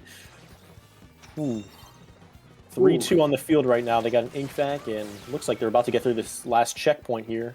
Yep. And this is where we approach. Yeah, this is where we approach danger territory, because if that tower goes any further right here, that is going to be nearly game here. Just holding this top right area, it's just such a power position right now. And Jay and Money is doing everything in their power to hold it right here. But Jelly comes out from the air to be able to trade out right now. But trades is not something you need in this situation. You need to be able to push that tower if you're fish. He died at 1. He got to 1, and there was a suction bomb on the tower that killed him. Otherwise, they would have knocked it out right there. Yo, wait, Nova is sharking here. Oh, they're going to have to give up their sharking spot with the rain here, backing it up a little bit more, looking for this opportunity right here, just coming out here, going up here, getting one here, okay, going for a second one here with Jelly already here, a double here, giving it a triple here. Yo, Nova is popping off right now, looking for more. They're hungry for more here, Jake. They're hungry. They just got to hold for 19 seconds, but they are hungry after that. Very close. Yep, very close there. Yep, we are ticking down on the time here. 10 seconds left, and Time to Win needs to be able to do something about this tower right now. But Jay already taking the shark right there with that ink brush here. Fish is 3 down. We're gonna see some overtime here for sure. Shark, I don't think they even know he's there.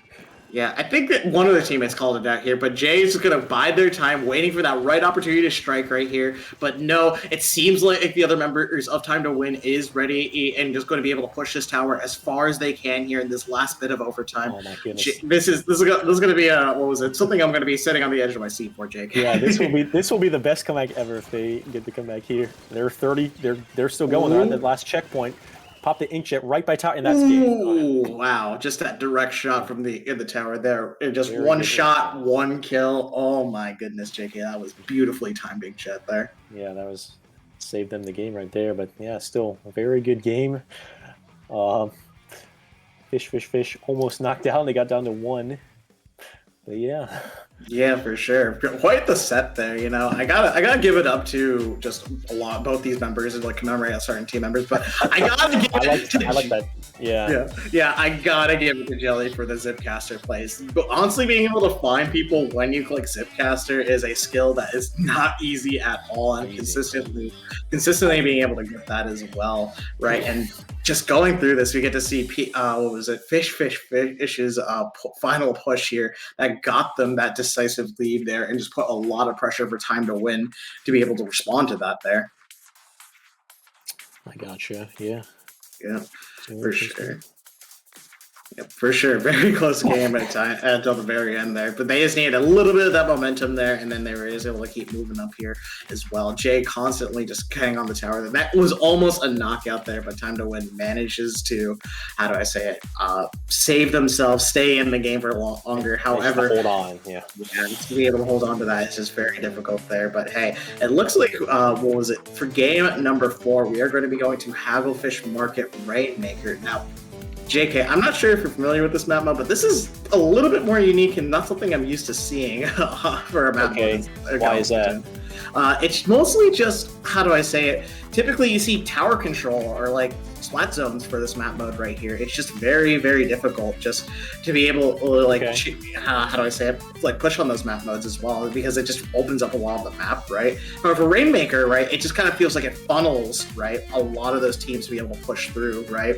Because the final checkpoint is all the way back in your spawn, right? And that Rainmaker needs to. Yeah, the Rainmaker needs to go all the way around the side, right, or go right onto the plat right there. And that final jump, right, from the first checkpoint onto the platform is definitely something you got to look out for, because that scores a bunch of points, saves a lot of time, and just kind of enables that whole momentum shift to happen, and just allows just the team that is trying to knock out just so much more momentum there, JK. Yeah, it's a fun map. You were saying like the last checkpoint is very close to the final checkpoint. Is that what you're saying? Yeah, yeah, basically, right. The first check, you jump from the first check onto that platform right there, yeah, and that I remember just that. yeah. See, it scores like 20 points something like that. Yeah. Yeah, for sure. Rainmaker haggle is not something you typically see here, but hey, we're going to be seeing it here tonight, and I'm curious to see if there are going to be any substitutions as well. But no, it seems like it's just going to be what was it? Everyone for themselves here. They are going to be rocking the same combo here. You know, Nikki is going to be going back to the 96 here, and I see the Octobrush as well here. Yeah, with, Stamper too on that team. Yeah, okay. Time to Win. Yeah, so that'll be interesting. I like the Ink Brush Rella combo again for the fish. Yeah. Yep. For sure. Already a member going down. Fish. Yeah. Mm-hmm. Go ahead. I was just gonna mention here just like how quickly that pop happened from Time to Win there. Yeah, that was quick. Push there, just to be able to go there so quickly there, JK. Yeah, it was quick. No one's grabbing it yet after 30 seconds. Oh, Fish gets it. 87, and they're still going. It looks like he's shooting right now, trying to back them up a little bit. Checkpoint's right there. He could go for it right now, and it looks like he will. Oh, so close. Yeah, very, very close attempt there, but hey, you know what? This is like a little bit. It's very tricky to get this first checkpoint here because there's just so many angles. The defending team has a possibility to it, but no, we have Nova sharking here, ready to pull play here. Wait, what are they doing? They're going to grab the Rainmaker, go for the dunk right here while no one's looking, and that's going to be opening up quite a bit in terms of Fish to be able to push the Rainmaker even further here. But it looks like Jay is already on the far flank right here. They jump out as well. Yeah. They're a little rat on the wall, and that they are respectfully going to jump out here just to give up a little bit of time here. But Time to Win is just fully backed up here, JK. Yeah, I like that play though, where he went and just got the checkpoint while it's open. I like the aggression with the Rainmaker for sure. That's what wins you games. Wait, Jay, looks like he's what was that, JK? Oh my goodness, he went to 2 without either of us even noticing. Yeah, oh my goodness. More than 3 minutes left. I was more paying attention to fights in mid here, but Jay's like, there's a mid fight? Wait, there's a Rainmaker opportunity for me to grab right here. I'm going to take it all the way down to 2, giving us basically a near knockout situation here for Time to Win to be able to win this game. But hey, it's going to be chased down by the Kraken here, and it's putting... Yeah, but unfortunately going to go down to the Zipcaster as well right now. So now it's going to be Time to Win's time to push as well. Getting a lot of big control here, trying to be able to break through this defense that Fish is holding right now, JK. Yeah, that's what I like about Rainmaker. You can just not be paying attention at all, and someone gets it to 2 like we just saw. And almost knock it out and end the game. Rainmaker's the only mode that's like that, I think. So. Yeah, for sure.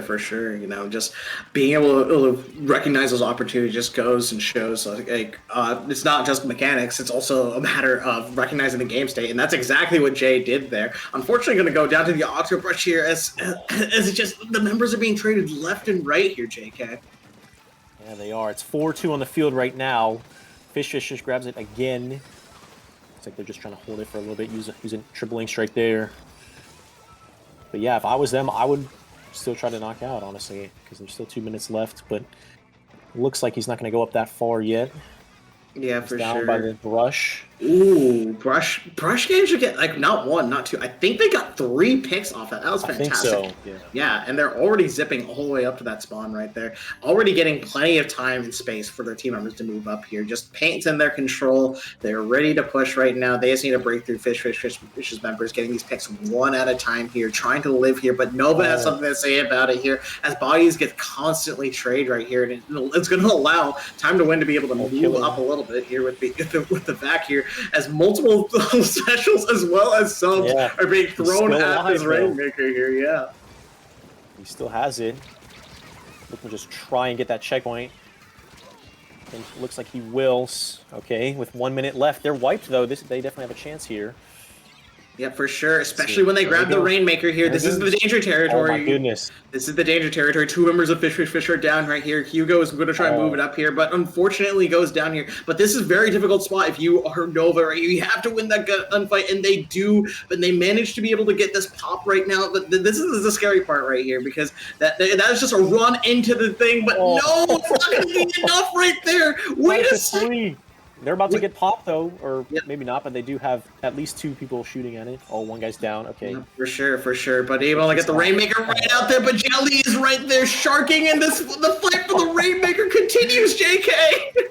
Oh, yeah. Time to Win is 2 down, though. It looks like they reset it. Yep. Yeah. Okay. Oh, that was such a good push. Yeah, Just for fell sure. short. Yeah, 16 for sure. seconds, though. Notice how I said near knockout scenario? That was danger territory right there. If they swim a little bit further on that platform there, they would have been able to knock it out here. But now the pressure is going to be, or Time to Win to be able to do something here. Watching these flanks right here, Nikki is going to be able to fight this Octo Brush. Gets that right here, and the Rainmaker is going to be pushed out and hunted by the other members there. What a game, JK. What a game, though. 2-3, super close to knocking out for both teams. That was very entertaining to watch. I don't know. For my POV, I don't know. I felt like Fish played a little bit too safe there. You know, they recognize like, hey, this is a near knockout situation. We don't need to push, right? They need to push us, right?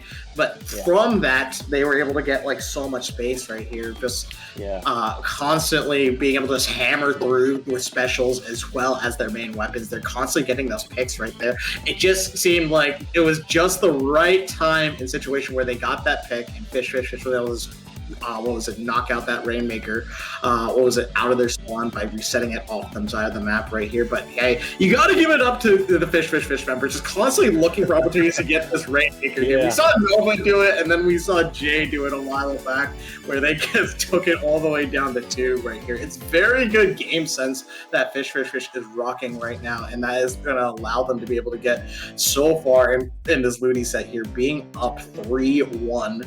3-1, yeah. But yeah, I agree when you said they played a little too safe when they got down to 2. I think if there's a lot of time left, you still need to push the Rainmaker as if you're losing, honestly, because that's how, honestly, Time to Win was able to get that good of a comeback, I think. So that's very important to keep pushing, even if you have a huge lead like that in Rainmaker. So yeah, for sure, agreed right here. But hey, just constantly hammering this Rainmaker with just the specials, right, as well as the main weapon here. Like, what was it? It just comes shy of coming up to and breaking swapping the lead right there. Honestly, I don't think I could have handled the stress if I was in that situation. Yeah, everything in the kitchen sink got thrown at that Rainmaker, and oh my goodness, just that was just a really good play from Fish to be able to stop it right before it got to that bad situation there. But hey, we are going to be moving on to Game 5. We are back to zones here. We rotate through all the modes here. Are you familiar with Barnacle and Dime here, JK? I am. I've played it a little bit. It's one of my favorite maps, I think. Splatzones is probably my favorite mode, just because I think there's the most close games out of any mode. So this will be exciting to see. Yeah, for sure. A lot of people love their zone map modes right here. And I think a lot of people are enjoying Barnacle and Dime a lot more this season, right? Especially with the recent patch. You know, they recently updated it to add a little bit more options, right?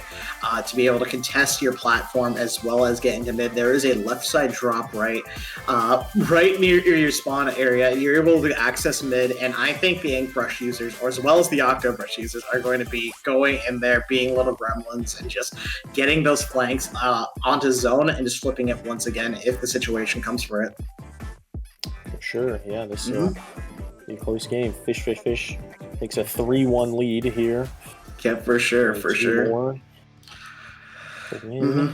Yep, for sure. All right.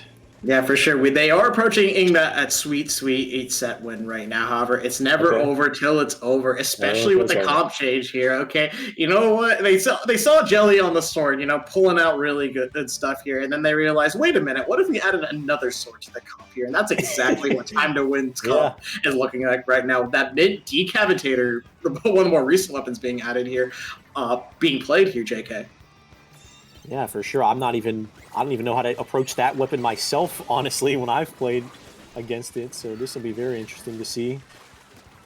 Yeah, for sure. But hey, it's going to be a little bit of a zone fight here, getting 3 members of Time to Win down here. And now this is Fish's time to be able to move up here, look for opportunities to just stay inside of their enemy's court right here. And right now, a lot of specials are being burnt, but not a lot of space is being gotten from Time to Win's side here, JK. Yeah, they're putting a lot of pressure on him early, already down to 55 and counting. They're getting in their zone a little bit.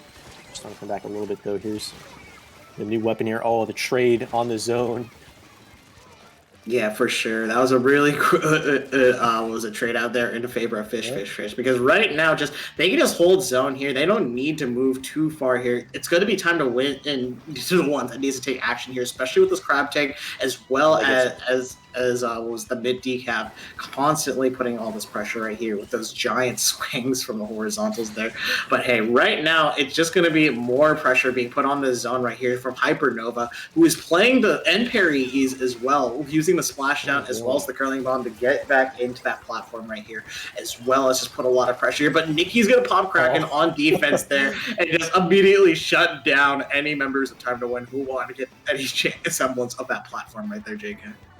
Yeah, he put that tactical there. No one else got it because the Kraken just killed him immediately. So, yeah, they're burning through their penalty really quickly. It looks like they might get the knockout here.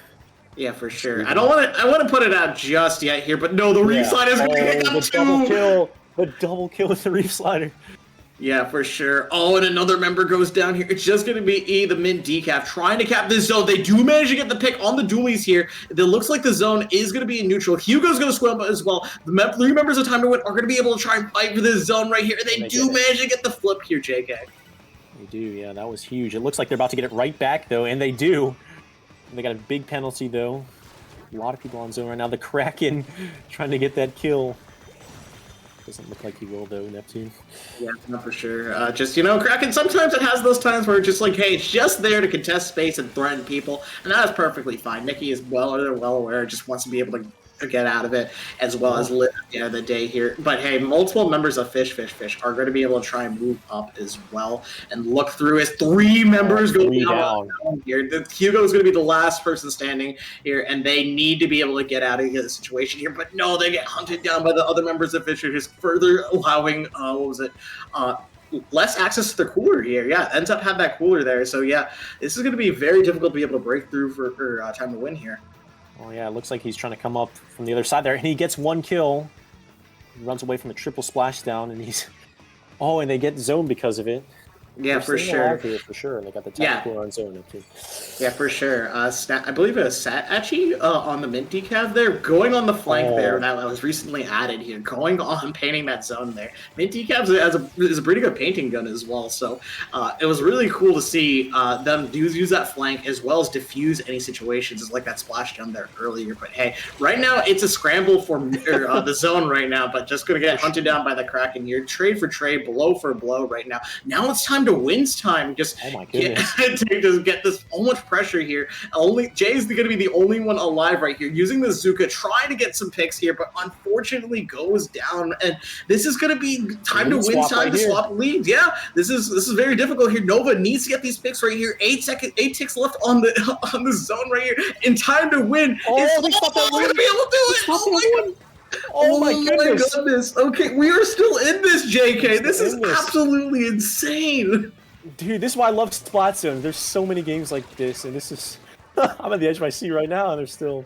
Oh my goodness. 3 seconds left. I am joining you on the edge of your seat as well here, because honestly, just seeing how close these teams were, I thought for sure Fish would be able to knock it out right here, but it just seems like...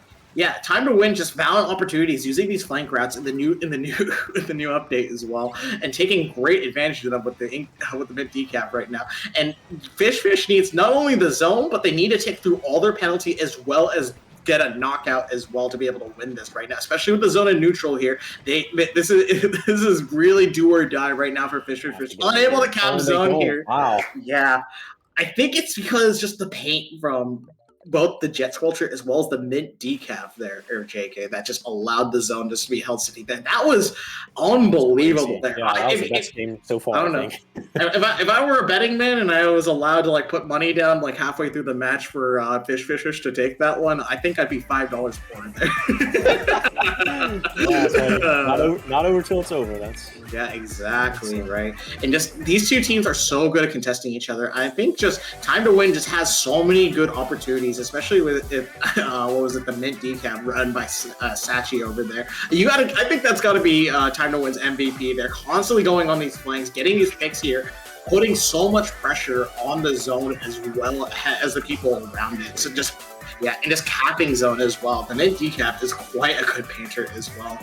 And just you can see these interactions are happening because the mid decap took those flanks as well as their teammates following up with it. Yeah, he was definitely the reason they won that game, I think. Yeah, for sure. Just a lot of different plays here. But hey, you can't discount all the other members there. They all did their jobs as well, you know. Yeah, for sure. Team-based game here, team fights as well. And just so much just back and forth here is what I expected to see, especially in the later half of this game here, especially with that flank on the mid decaf getting not one, as well as two other members of Fish going down here. Just basically put Hypernova into a terrible spot right there, forced to splash down, trying to fight mid decaf all alone there. But hey, it looks like we're going to be a bit longer here tonight here, especially with Umami clamps on the horizon here, JK. Yeah, a bit longer. That's always good. There'll be at least 7 games now, plus 9, so more Splatoon. I think we're all for it. So yeah, for sure. You know, I'm curious to see like how both these teams are gonna be able to run through, because last time we were on Clan Blitz, right? Fish was constantly using like their specials as well, just like breakthrough as well as time to win, and just the interactions with like Jay as well as Nikki using the Killer Whale as well as the Kraken respectively, right, to be able to break through. I'm curious to see how that'll carry through, JK. I don't know. I guess we'll just see how that goes. Yeah. So it looks like Time to Win took both the Splat Zones games, and Fish took all the other modes. So yeah, for sure. I think it was Time to Win did win both Splat Zones games. So I guess that is Yeah, for sure. That is their best mode, I guess, combination right there as well. But it seems like if Clan Blitz goes according to plan or according to the script right here, someone out there is writing a script. I'm not sure who. I don't know who.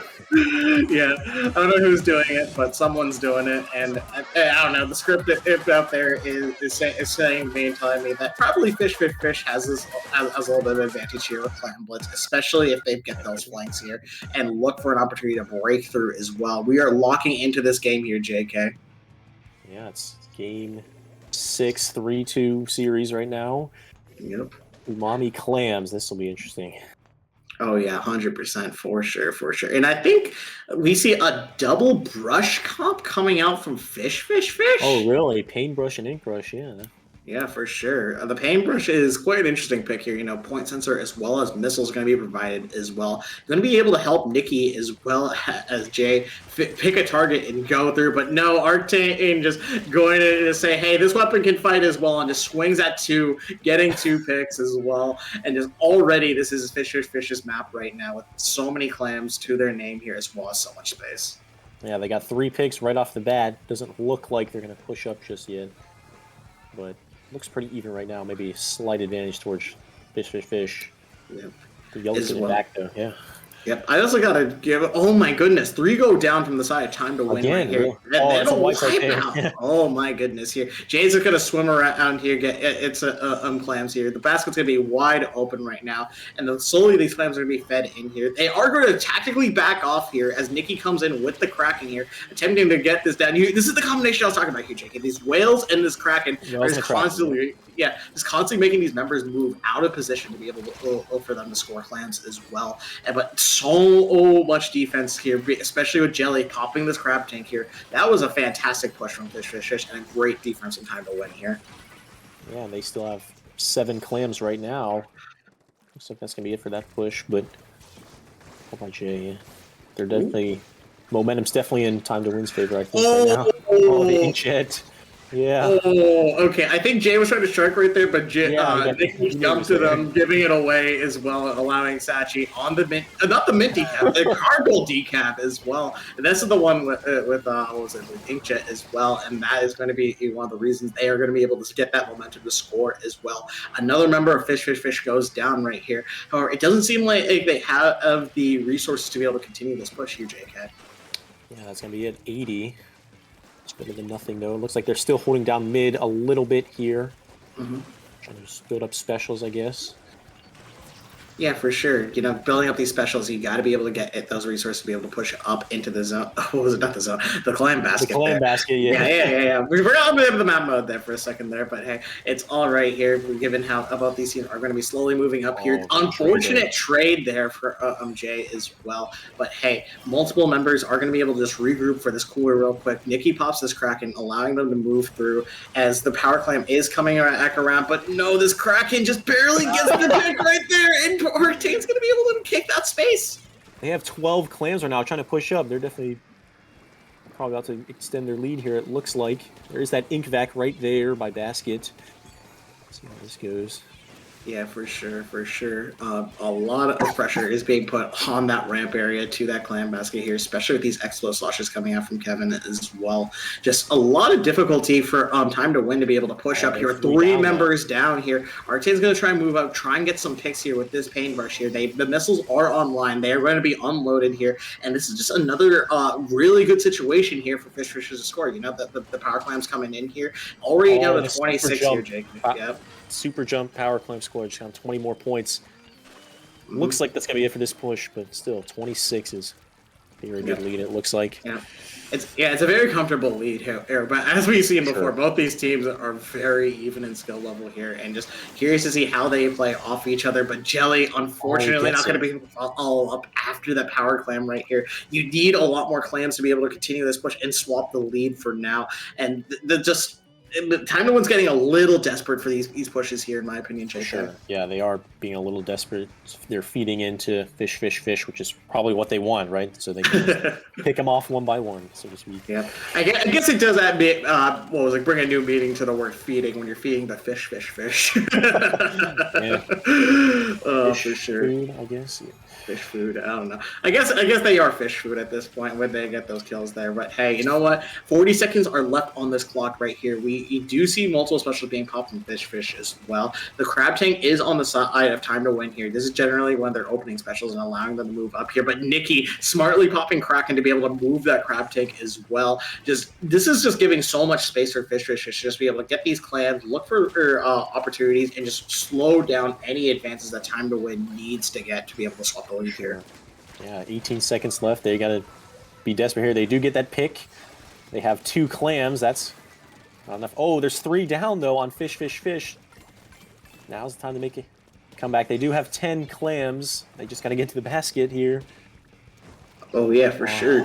Okay, we do get overtime, but no way! Someone snuck past and just immediately dunked the clear. Nah, you're gonna cash in first. No, I was in front of the line there. Okay, that's what Fish just said right there. Okay, you know what? Fantastic plays from Fishers. I felt like they were in control for majority of that game there, JK.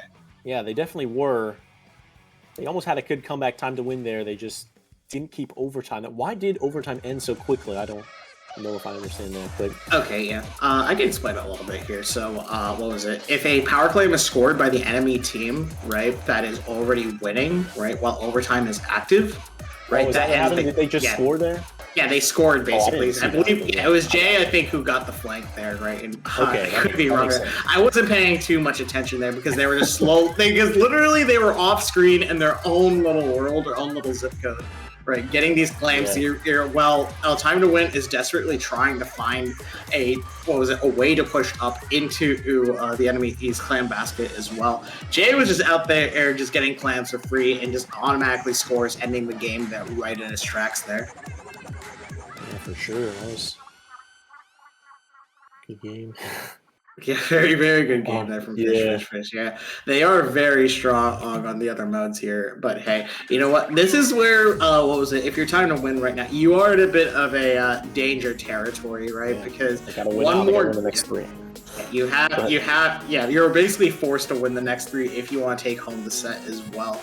And that's going to be quite a tall order, putting a lot of pressure from them to perform as well. But hey, seeing how both these teams have interacted before, right, I can see April Art Academy, especially the tower control full map mode. Oh, really? Right? It's going to be, this is a classic here, and just a lot of teams can express their play styles and their weapon choices through this map here. A lot of things work here, and it's just a matter of the team to be able to figure out how to use all their resources together here. Yeah, for sure. I'm excited for this one. This is one of the first 8 maps, I think, right? Yeah. Yeah, so. Yeah, for sure. And you know what? I gotta point this out, JK, just real quick right now. I got a picture of Magikarp on my shirt here, and we have a team called Fish. So you know what? Is that a coincidence? Is that coincidence or no? Maybe I saw. Maybe I was given the script ahead, and the script told me I had to wear this shirt to be able to support Fish. And maybe that was the case right here. But hey, so you don't know who's writing the script, but you already are supporting it by writing. Yeah, exactly. It got dropped off in my mailbox, and I was told to wear this shirt. So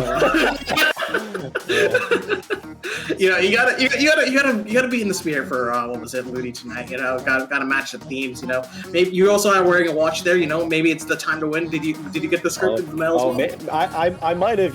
You cracked the code by me wearing that. I thought I was slick, but you figured it out. So. Oh, I figured it out. Okay, that was also the script there. Not you not mentioning that. Okay, yeah. Okay, we both got the script. Okay, guys, I promised you guys. We read the script. We're going through with this, and we're going to be going into Tower Control Art Academy here. We know who wins through the script, but do you guys know? Find out now. Hey, you can't tell them that much. We can't tell them we know who wins. Do we? Or do we? That's the real question here. We're playing mind games right now. But mind games. Yeah, for sure. You know, with tower control here and just so many different ways to be able to approach this here, I'm already noticing just like the change up front on Fish side here, using the Tri-Slash as well as the Range Blaster as well on both sides here. Yeah. It's a very strong weapon here on tower control. This is the Blaster's best mode right here, being able to threaten tower so easily here. As Time to Win already has so much control of this map mode right now. And just our team just completely just shuts down any attempt to get that first checkpoint here, allowing their team to be able to regroup here and slowly fight for these stacks here, getting 2 down on the side of Time to Win. 2 down, yeah. Doesn't look like they're about to get tower right now because there's just so much going on. 2 specials right now from Fish. About to counter that 80, it looks like. Trying to get to that first checkpoint, Neptune. Yeah, for sure. Vac and Jet get popped here. I see this Jet trying to get this back here, but struggling here. I assume these back shots are constantly under fire right now as well. And this is just a very scrambly situation here. I saw Fish just barely pull out that lead, clearing that first checkpoint right now. And this is just going to put a lot of pressure on Time to Win to be able to do something. It's going down before you get the cooler. That is not what you want to see if you're on the side of Time to Win right now. But Nikki is going to be able to pull it back here, get the wipeout as well, playing this Range Blaster to its strengths as well, and allowing this tower to rush further forward here, JK. Yeah, so they're going at 61. There is a triple ink strike right there. Just try to put more pressure on him. Jelly looks to be making a flank from behind with a Kraken there. Didn't want to see that. Maybe that'll work out. Yep, Kraken for Kraken here. Large forehead for another large forehead here. You know, you got to. It's the law of equivalent exchange here. I don't make the rules. That's a script. Again, coming into the They're all respawning. It looks like, but yeah, they're about to get through that second checkpoint there, and they do. 40 and counting. Yeah, for yeah, sure. Looks like they're getting a lot of picks here because they're 3 down or 3 alive, 1 down. Yeah, this is just so much momentum on the side of Fish right here. Yeah, there's so many specials being popped on past specials. 3 are down from time to win here. Another wipeout here. I think that's gonna be here. Yep, that's for sure. 1, 2, 3, boom. Yeah, that's gonna be the knockout there from Fish. All just a complete snowball that just happened there. Just consistently popping these specials, getting these picks. Just time to win just did not have the specials or the time to be able to respond to that explosive push that started by. It's all started with that initial wipeout there, JK. Yeah, so time to win looked like they were in it from the start. They got it to the first checkpoint and got the first push there, but after that, it was just no chance. Fish responded immediately and just knocked out. So very dominant game by them. Yeah, for sure. And I think it's the comp change from Fish's side. You know, only having some weapons that are just absolutely deadly when they're in the right positions as well. You know, Inkbrush being able to get behind people on stacks as well as just pressure the cooler user as well.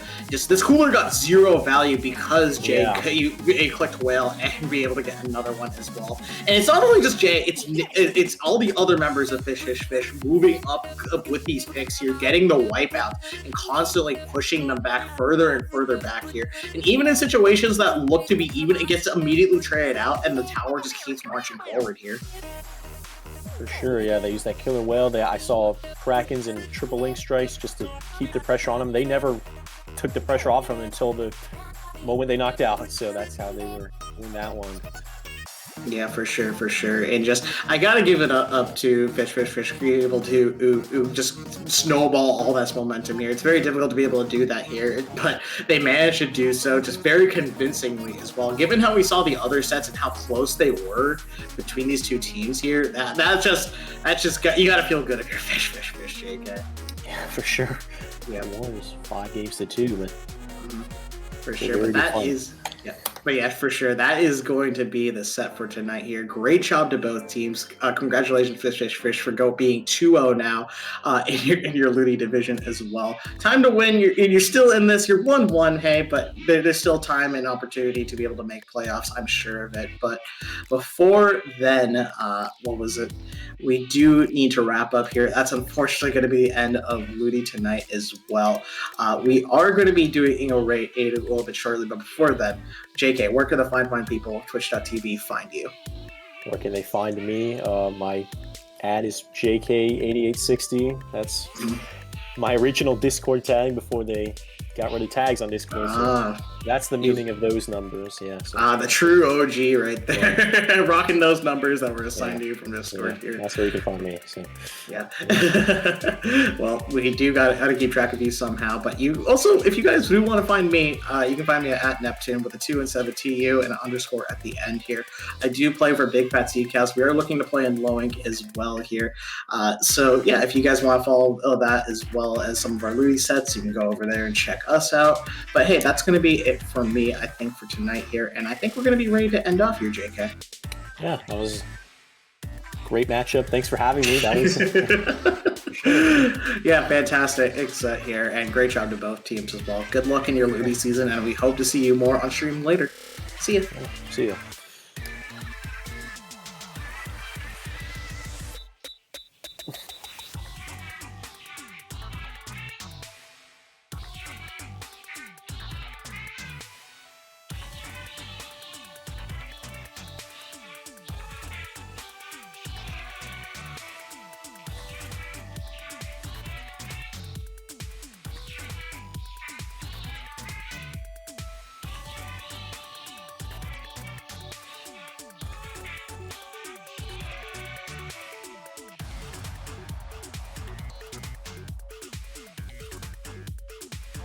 They gotta try to get things going. They get a pick on 2. Misa goes down with the ball point. Ball point will respawn and jump on in. Vin